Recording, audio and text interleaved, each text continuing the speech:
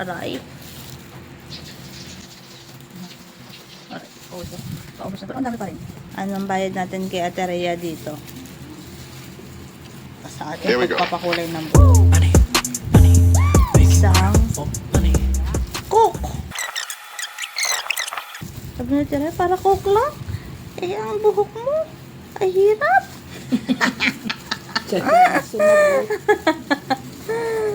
Ano ka ba, Ate Rhea? Nababasa kong utak mo. Sabi na Ate Rhea, gusto ko ng pagkain. Siyempre, pag may pagkain, may panulak. O, diba?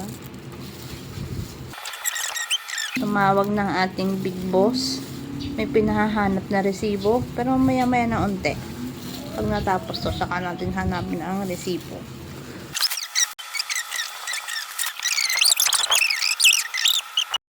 Po, tapos na tayo.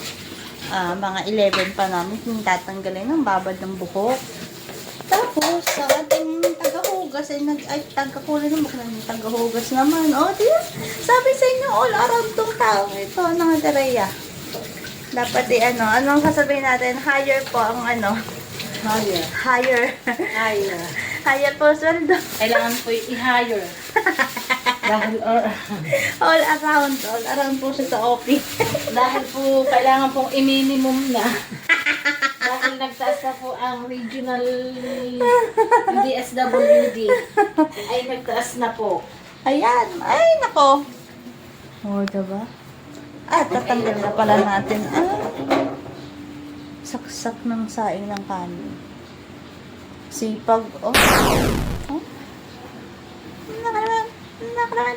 Later. Wow!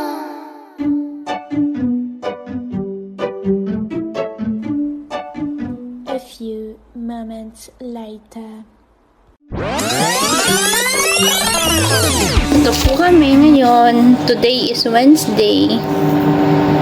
Kami po ay isang architectural firm / parlor. Nagkukulay po ng buhok dito. Nagugupit po ng buhok dito. Ang hindi lang po namin inaanong availability ay paglilinis ng kuko. May kaunting massage din po. So, yun po. Yan po ngayon today.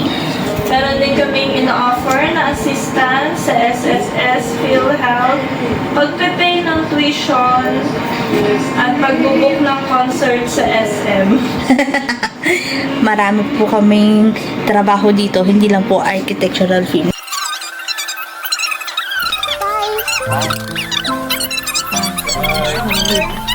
See ya.